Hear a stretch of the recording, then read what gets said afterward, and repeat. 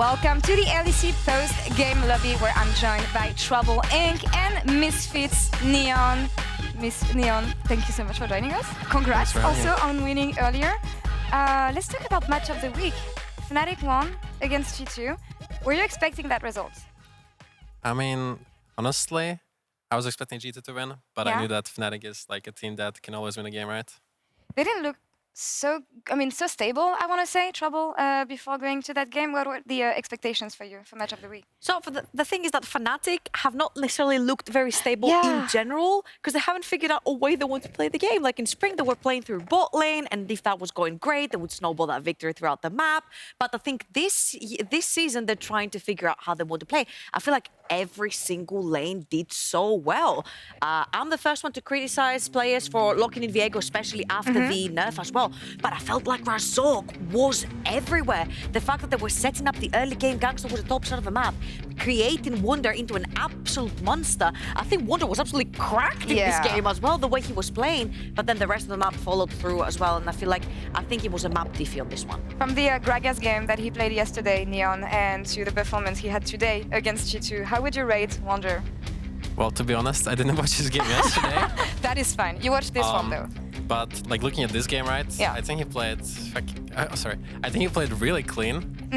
And yeah, I mean, it's great to see that he's been able to make a comeback after G2 on Fnatic like this. I want to talk about the Twitch Zillion bot lane from Fnatic here. How strong would you rate this bot lane? Well, Twitch Zillion as a combination is not very good, right? But considering that they're playing against Zero Rakan, which is a very weak lane, I think these picks make sense. And this game, I think they're quite good into the enemy champions, so definitely a good draft by Fnatic on the bot side outside. Yeah, we see it here. A lot of impact from the bot lane needed, but although I don't want to diminish the impact that Wunder and Razork had, as you said. Trouble for me, it was a team play game. I mean, at the end of the day, the Twitch is always gonna outdamage everyone together with the Ahri. But I feel the fact that they were finding picks constantly on the map, it's like you give a finger to G2, they'll take the entire arm. I don't think that Fnatic actually let go, apart from a very dodgy Elder Dragon that happened, and the Zeri steals it away. I think they actually played pretty clean macro. They didn't let go of a lot of advantages that they've taken on the map. I think it was pretty clean start to finish. And that's my last point, actually, because it's a 2-0 week here for Fnatic, and we've been talking about how shaky they could look in the past. For me, it's the convincing win that I was looking for. At the start of the show, we didn't even consider them. We had like top 5 teams, and we're like, choose one that you think is the strongest of the split, and no one even said Fnatic. No one considered them. We'll check out the standings later, and you'll see how close every team is right now in the LEC. But let's focus on you, Neon, because you did the most Misfits thing ever earlier today, I want to say. Gave me like strong spring season vibe, honestly, coming back in the game against the Mad Lions. Give me your impressions of that game. Yeah, definitely. This was like a textbook Misfits game, right? Honestly, heading into Summer Split, I was thinking that we're not gonna be able to make such comebacks again, because like now everything is on the line, right? Like teams will treat every game like super importantly. So I didn't expect for us to be able to get these kinds of wins again, but it seems like there might just be an angle again. I'm just wondering in these moments, because most of the time Misfits manage to make the biggest comebacks, but usually for me you can be able to make a comeback like this when you're a solid team who knows how to play together and who has like solid bases, which is not what Misfits is for me. Maybe I'm mistaken, but in the sense, why do you think you thrive in chaos more than in organized games? Well, first of all, thanks for the criticism. I will agree with you on that part a little bit. We are not the cleanest team when it comes to macro. I will say that, yeah. But what we are actually quite good at is team fights, and that's, I would say, our main strength. And it's a strength that we've been able to showcase many times now. So definitely, that's how we were able to win this game, in our opinion, as well, through team fights. All right, I'll take that. So we haven't had a single player from Misfits this split on PGL, and Neon, that's your first time also in PGL. Hey. Hey, welcome. So I'd like to ask your opinion about when you're changing the jungle, when you change in integral pieces in your team, a lot of things can change. But you guys come into this season and you've changed your top lane. How did you think that impacted your team, and what has changed since Irrelevant has joined you?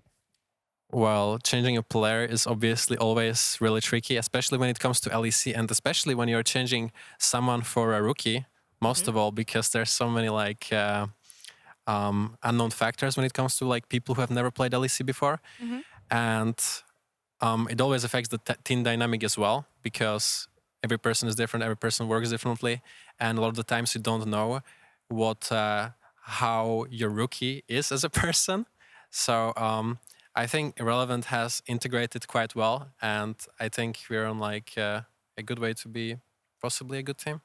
And I mean, a three game win streak, I guess that, yeah, it's leading there. And as VTO was telling me earlier, this week is the comeback for Misfits after a slow start, maybe. But would you say that, yeah, everything, this is going to give you guys the confidence to move further in the competition?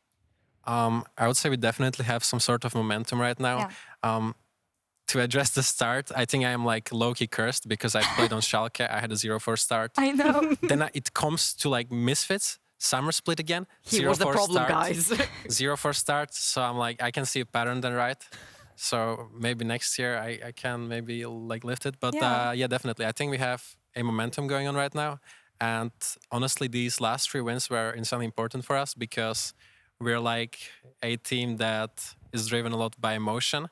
And therefore winning or losing at the start especially can have great impact on how we play. So I think these 3 wins can work wonders for us. You're the black sheep of any team you join, let's say. But you mentioned earlier that Misfits especially is good when it comes to team fights. And for me, team fights also comes from having good communication. And as you said, you have a lot of rookie players, young players. You're the most experienced player, I think, in the Misfits lineup. So can you tell me more about communication? Who's the leader in that team? And yeah, who is here to assemble the team together in these specific moments?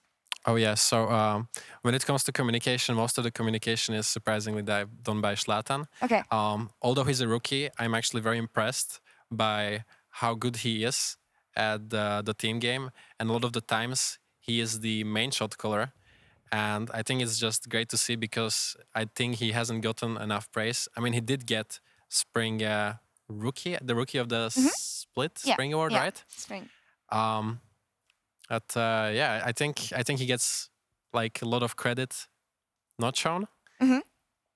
But he deserves a lot of praise. Yeah, I he agree. does, I think. I agree. And when it comes like to the rest, yeah, we're kind of like we talk a lot. Like everyone tries to talk a lot, so a lot of the times I feel like I need to talk less in order to avoid a lot of chaos being built up. So it's definitely Zlatan is the biggest voice, and then we're like chipping in a little bit of information here and there. All right. It's actually really cool to see that Zlatan is the voice for Misfits, whilst not being the most experienced roster on your team, guys. And it actually blows my mind because I've followed his journey ever since the ERLs, and coming into spring, he gets the rookie of the split, of course. And one of my questions to you is, how do you integrate his style of play in this particular meta? Because he's more of an aggressive in-your-face jungler. He loves his Lee Sin as well. How did you guys came to pick the Lee Sin this particular season, where it's like with the durability patch, he doesn't have the best of matchups, and also he doesn't make it, the game doesn't make it that easy for Lee Sin to be played in the early game? Yeah, well, Lee Sin is like a champion that scales with how good the player that plays him is, in my opinion. And Zlatan plays a lot of Lee Sin, honestly. And teams have banned it against us a lot of times already. So it's definitely a pick that we can always come back to in case it's open and they've banned something else, right? And honestly, he's insane on it. So I'm happy whenever he's playing it because you can see that he feels the pick, you know. He's quite good on it. A couple more words on the meta, though, but on the bot lane this time around, because you played a lot of Zeri, if I'm not mistaken, Kai'Sa.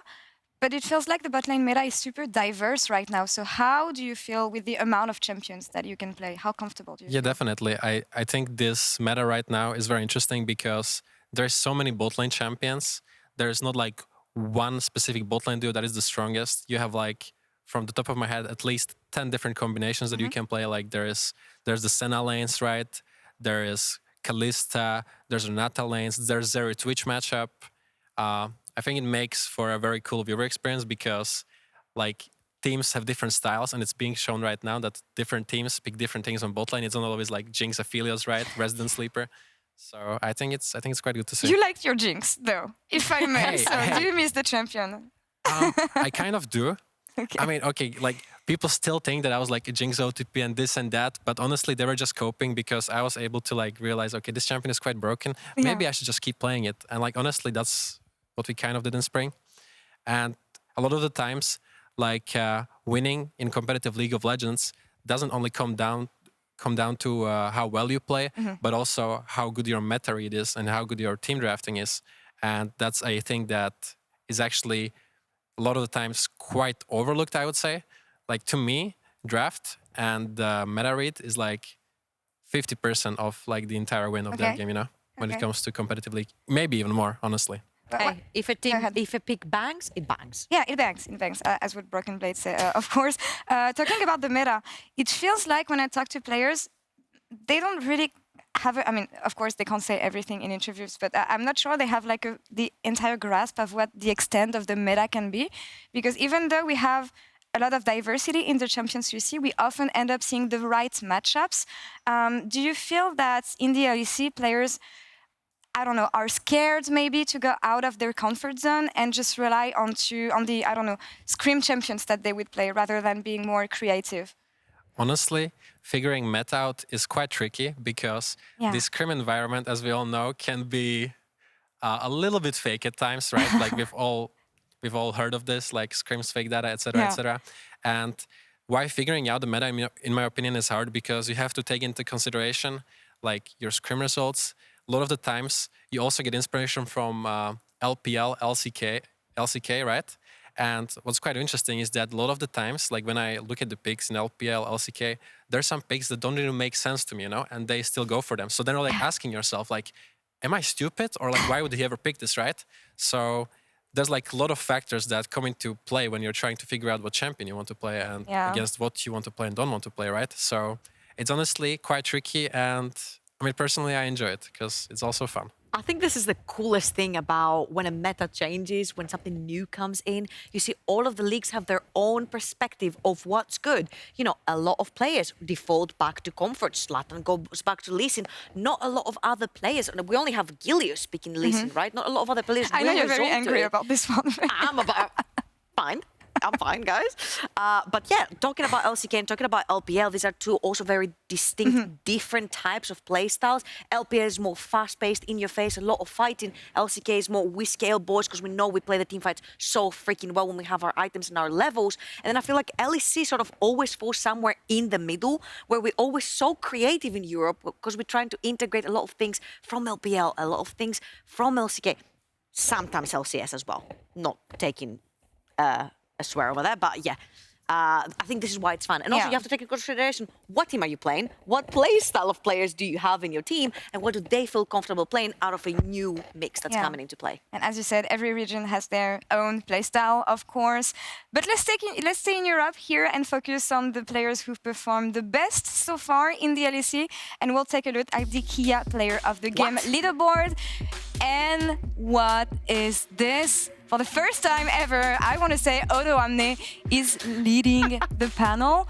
And Neon, we often meme about odoamne being the boomer of the LEC. How would you define him as a player, style-wise, and given the fact that he stayed consistent throughout all these years? Well, actually, I've played with odoamne on Schalke. Right. I think 2 years ago, right? And back then it was already clear to me that this guy definitely belongs to compete at the top, right? I actually did a miracle run with him, right? And honestly, like I've gotten to see both sides of him. I've seen the odoamne that was playing on a team that was struggling at the bottom of the standings with Schalke. And I've also seen him build us all the way up to the miracle run, to being, I think, 2 games away from Worlds in 2019, where we lost to Mad Lions. And ever since, I knew that this guy will get picked up by a better team. And honestly, like I think this is like boomer thing and like age. I think it's a meme. Yeah, because I think this guy puts in like a lot of work consistently over a lot of years, and you can just see the result of it, right? Like he's very experienced. He is a big voice when it comes to his team, and he is on top of his role, like skill-wise, right? Do you think that passion and putting in the work, as you said, can overcome age in esports, and that is just fake data, the fact that you just Well, definitely. I think that age is a little bit of a meme, right? Because League is like a thing that if you're a pro player on League, you need to dedicate most of your day to League of Legends. And as you get older, this becomes harder and harder to do, right? Sure. So you need that deep passion for the game and that strive for success that I think Odoamne has. And that's like ultimately the fuel that's been able to keep him going for all these years. I'm just going to say the biggest question mark with age was always, do you have the reflexes as you grow older? All I'm going to give is the example of CSGO, right?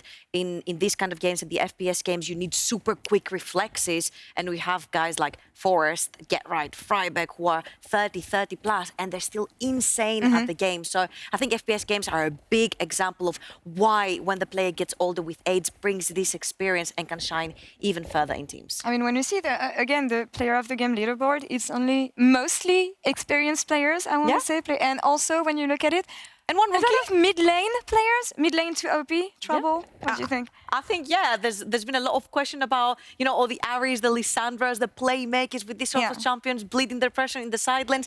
And of course, when we're talking about Lissandras and Aries, I think Niski, Caps, and Perks fall straight into that category. Neon, what's the most OP role right now in the game? Oh, that's easy. The most OP is jungle, then mid lane, then support, then AD carry, then top lane. Such an AD carry thing. They get such a huge pull this season, and they're still like, it's not an OP role, guys. It makes sense. What? It makes sense. Jungle's always been OP. Come on, let's face it. Most of the junglers really don't agree here, but you have your points, of course. Let's move on here, because as we look at week 4, day 1 schedule, quick reminder though, before that, we will have a break next week in the LEC, and we will return on July 15. And let's look at the schedule for week 4. Because it's going to be a really interesting schedule, especially for you, Neon. You have Fnatic on day 1, G2 on day 2. It's gonna be the right test, I think, for Misfits. Don't you think so? Yeah, I think it's going to be our hardest week so far. Yeah. Right, like playing against G2 and Fnatic is definitely going to be a challenge.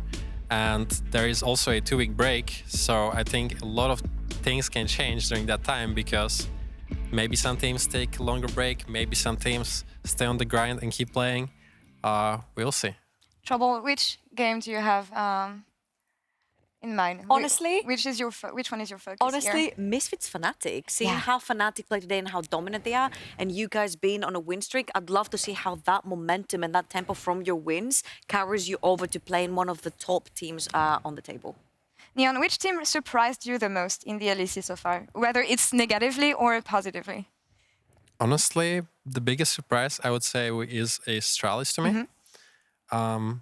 Mostly because this team has always been at the very bottom of the LEC standings, right? So you kind of subconsciously start to think that they're just doomed. But this split, they've brought it back Vizichachi. They got this Korean Jungkook guy who's really good, by the way, I think.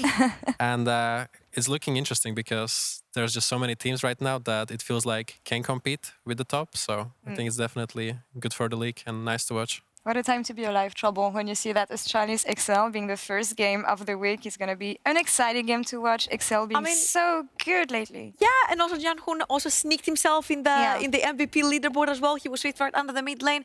But yeah, XL, I think they've been showing a little bit of inconsistency, especially this weekend, losing one game as well, dropping one. But of course, coming up against Astralis, the team that we're calling the gatekeepers, and we're not necessarily 100% sure if they're going to make playoffs and if they're the gatekeepers or they belong in the top 5 that we've been mentioning. I think XL will be the great fit to see if they can overcome this or not. It's going to be an exciting schedule. Looking ahead at the middle of the season already, but that is all for us now. Neon, it was your very first PGL. How was it?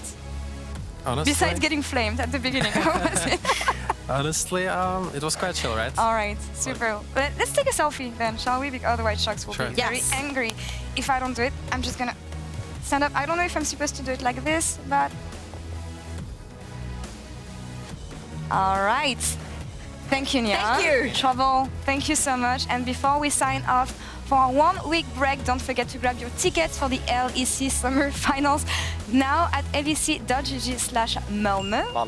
Malmö, right? I got that almost right.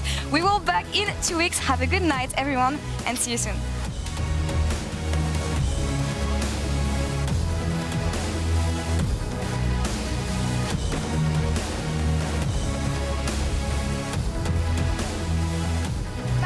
everyone. It is week 3, day 2 of the LEC summer season. And after the top 6 showdown yesterday, we now have 5 teams tied in first place. One of them is XL. Ooh, Marku, what's he just used, Medic? That's the decoy across the wall into the Cyclone. Nuclear Mint does still have flash. Marku will counter flash. Second Cyclone comes out. And Marku with his second kill of the game. Agressiva going forward, cleansed away by Patrick in the turnaround with the culling. It's just so much damage from Nuke Duck. He lives up to his names and absolutely atomizes them. BDS destroyed in their own base. No way you can stand against the might of XL. Gilius could look for the Q smite combination. Elastic slingshot used by Odo Omne, trying to get onto Gilius, but Comp is shut down on the backline and Gilius still secures the dragon. Odo Omne goes into Mitosis across the wall as Trimby's now the next target. Surf is going in onto Malrang and he's going to fall as well. And SK have found the scaling they were looking for. Ult comes out. There's not a lot you can do to this. The CC's flawless. Gets set. It's waiting in the belly of Top Gets, but waiting for what? Her own death might just be the case. Karji, though, turning the back, firing onto Kave. Astralis over-forcing on the dive. A deadly, deadly situation. Kaiser hits VTO. Lands in. Schlaton sidestepping, sentences VTO to death. He goes golden. He finds himself a brief moment. Gonna be good. Hostile takeover buys a bit more space. GP getting cut down. Misfits. Maybe they found a VTO. He's still got 2 stacks left. Niski's all out of mana. And now, Unforgiven, the last man standing. Okay, doing Misfits. so much work, but it does not matter. Misfits, how do they do it? Mad Lions, they thought they had the win on a silver player. He gets it. Waiting off in the dark. Looking to take this one, and they do get it. They managed to make it happen. Oh, enough. Razork can find the resets. They're baited. They turn back for 1 second, and now he starts to unleash the package coming out. Cap's going to be in trouble. Razork unstoppable. He's forward on Caps. His flawless timing, but upset. A monster absolutely unleashed onto G2 as he steps forward. He's trying to take out Blacken. He's going to kill absolutely everybody. Razork getting the resets as well. It's an absolute slaughter in the mid lane. The triple for Twitch, and the game for Fnatic. But audience in Berlin, are you not entertained? Is this not peak European League of Legends?